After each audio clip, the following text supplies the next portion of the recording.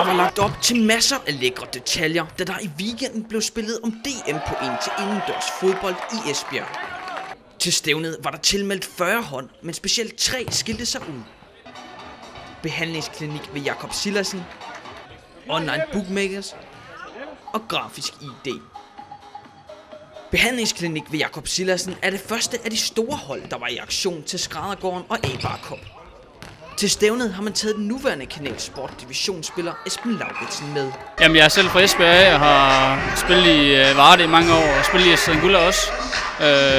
Og så er det altid fedt at komme ud og spille lidt indendørs fodbold. Holde sig i gang på den måde. Hvad er dine kompetencer? Ja, det ved jeg ikke. Det skal andre vurdere. Jeg har fået sat et par kasserne i dag, men laver mål. Mål fik Esben og resten af behandlingsklinik ved Jakob Silersen lavet masser af. Første kamp ender med en ren massakre på 12-0. Næste kamp bliver vundet med 10 mål, og sådan fortsætter de i deres indledende pulje. En målscore på 38-1 ender det med efter 4 kampe. Hvad er jeres målsætning for det her stævne her? Jamen, det er at komme i finalerunden, og så må vi se, om vi kan tage hele stævnet til sidst. Det går fint i hvert fald. Er der nogen hold, I frygter at møde? Ja, online bookmakers, det er vores rivaler. Vi kender en del af dem i forvejen. Det går rigtig fedt at slå dem i finalen. Online bookmakers er sammen med grafisk ID de 2 favoritter til at snuppe sejren i Skræddergården og A-Bar Cup. Grundet hjemmebanen har online bookmakers en lille fordel, og holdet har også høje ambitioner. Jamen, jeg har glædet mig rigtig meget. Det er altid sjovt at spille indendørs, og især herhjemme i Esbjerg, hvor man kommer fra, så jeg har glædet mig helt vildt til i dag. Hvad er jeres forventninger til det her stævne? Jamen, vi skal ud og spille god fodbold, og så skal vi forhåbentlig stå som sejrsherre, når dagen den er omme. Søren Smedegaard og resten af holdet fejrer al modstand væk i de første puljekampe. Der er ikke nogen, der er tæt på at spille op med dem, og den manglende modstand kan også ses på de hvidblusede. Jamen, vi bryder bolden ned fra egen banehalvdel, og så får jeg en utrolig dårlig bold fra Martin Fransen. Skruer, rammer banden, og jeg føler mig presset, så jeg lægger den desværre over. Et mål inkasserer holdet, hvilket vidner om en stærk defensiv. En defensiv, der skal holde lang tid endnu, hvis man skal sikre sig en samlet sejr. Der er jo også et andet godt hold med grafisk ID. Tror du, at I kan slå dem på hjemmebane her? Ja, det tror jeg. Der er både dem, og så synes jeg, at klinikken ved Jakob Silersen, som har spillet herinde før i dag, de er også dygtige, men det bliver tæt om at vinde det i dag. Hvad vil du sige, at jeres chancer er for at vinde det her stævne? Jeg synes, de er store. Jeg synes, vi er nogle dygtige fodboldspillere alle sammen, så jeg forventer, at vi i hvert fald kommer i finalen, og så kan alt jo ske. 70-30 på, I vinder? 80-20 skal man ikke lyde selvsikkert. Jeg synes, vi har et dygtigt hold, så jeg forventer meget af os. I spiller jo om point til DM, og I har jo været ude at sige, at jeres mål det er at komme med til DM i år. Hvor vigtigt er det her stævne her så for jer? Så er det jo vigtigt at komme i gang. Der er mange dygtige hold, så altså, man skal skrabe alle de point sammen, man kan. Så jeg forventer, at vi får nogle point i dag. Det skal vi. Nu er det endelig blevet grafisk ID's tur til at spille. Holdet vandt i sidste uge Sparkassen Djursland Cup, og presset fra start af er stort. Om det er presset, der tynger dem i den første kamp, eller det bare er modstandernes konstellation med 2 på mål, er svært at sige. Men grafisk ID har altså lidt startvanskeligheder, der dog bliver løst til sidst. En 3-1 sejr bliver det til i første kamp, og de 3 andre puljekampe vindes med en målscore på 23-3. De 2 andre favoritter har på nuværende tidspunkt klaret sig videre fra deres krydskampe, og man venter bare på en pligtsejr for grafisk ID. Holdet har ligesom i den første kamp svært ved at komme igennem til scoring, og i defensiv kører det heller ikke fremragende. Overraskelsen for drengene lå lige rundt om hjørnet, og når man ikke scorer på sådanne chancer, så er det svært at vinde. Vi kommer ikke i gang med stævnet, og så brænder vi simpelthen for mange chancer. Vi var der ikke, og jeg tror slet ikke, vi kom slet ikke på banen til deres stævne. Vi havde for nemme puljekamp, og det gør, at vi kom slet ikke op i dag, desværre. I blev udråbt af de fleste til det her stævne her, og være favoritterne til at vinde det hele. Det kommer jo så ikke til at gøre. Hvordan føles det lige nu? Altså, vi synes jo også selv, at vi så på holdene, der kom herned, at vi i hvert fald skulle være en af dem, der skulle slås om det. Og det føles rigtig træt, så vi gider ikke til at gå tilbage til Aarhus nu efter sådan 5 kampe.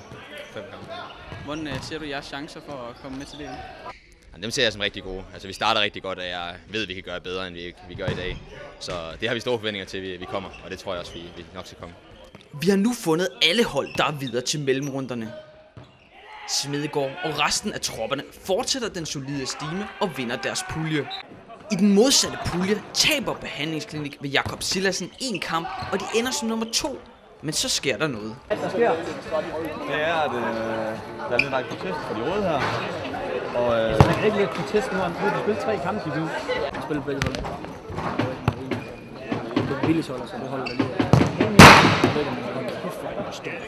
Det er det jo. Vi følger jo bare reglen, så ikke blive sur på os. Det står bare skal. Hvis de ligger protest, og de bliver... Men kan I bevise, at de spiller? Ja, spil på det hold.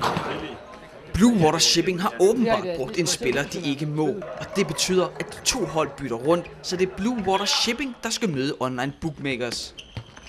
Hjemmebanefavoritten får en ganske fin start på opgøret.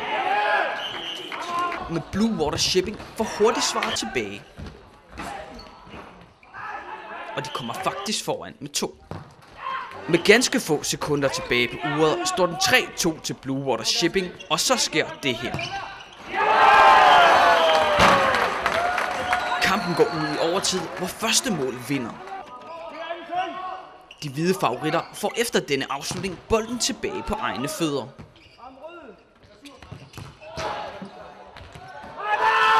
En kæmpe fejl koster dem finalepladsen. Utrolig flad fornemmelse. Kommer godt nok tilbage bagud 3-1. Kommer vi på 2-3, og så får jeg selv scoret til 3-3. Få sekunder for tid, så går vi forlænget. Vi kommer ned og står godt. Vi får bolden. Så har vi, så får vi bolden, og mig og Fransen, vi spiller den ned, og så taber vi den, og det var bare skidt, og så udnytter det. Så utroligt irriterende. Jeg synes, det var vores egen skyld i hvert fald, at vi ikke går i finalen. Så du føler, det var et fortjent resultat? Jeg ved ikke, om jeg synes, det var fortjent. Scoretavlen, den lyver ikke, men jeg synes, vi var et bedre hold, men de var måske lidt kloge, og vi kom bagud, og så bliver det lidt stressende, og det er der, man skal være klog som indendørsspiller. Og der mangler vi lige de sidste procenter, synes jeg. I den anden semifinale skal JBS IT se, om de kan levere stævnets 3. store overraskelse mod Behandlingsklinik ved Jakob Silassen. Semifinalen bliver ikke nær så spændende som den første. Kampen ender 5-1 til Behandlingsklinik ved Jakob Silassen.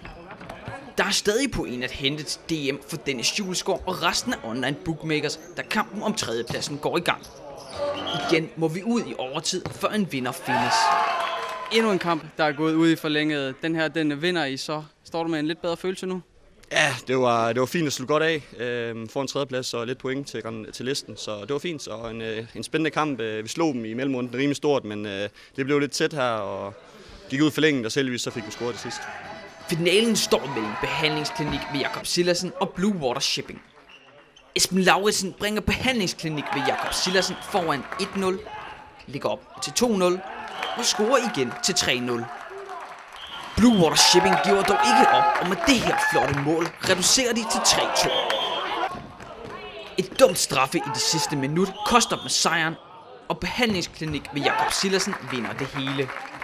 Det er fantastisk. Nu har vi nogle år efterhånden forsøgt at spille lidt med på det her niveau, og det er så første gang, vi tager en sejr bare af den her kaliber her. Så det er jo dejligt for os, endelig at få hul på bylden. Og I får altså point i den her DM-stilling her. Er det også et mål, at I skal komme med til DM? Ja, men vi har jo sådan lidt set an hen ad vejen. Nu får vi en god start. Nu tager vi til Bygma i næste uge, hvor vi kommer i en svær pulje, hvor der er utrolig mange gode hold til faktisk hele stævnet.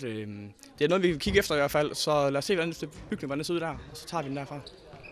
Og så det sidste spørgsmål. Nu snakker vi DM, det kommer til januar. Hvem tror du går hen og vinder det? Jeg var i Viviel med et anhold sidste uge og se lidt der. Og så som grafisk ID og Kviks Wunderelf ser jo god ud. Så der er mange gode hold om budet i år, og der er sket en masse rokeringer.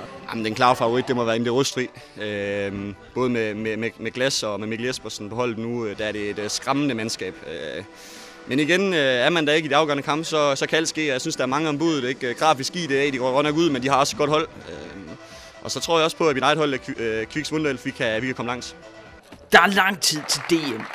Og forhåbentlig kommer vi til at se profiler med samme kvalitet som Esben Lauritsen, der fortjent bliver kåret til stævnets spiller, og Dennis Julesgaard, der snupper prisen som bedste målmand. Og hvordan fejrer man den her stævnesejr?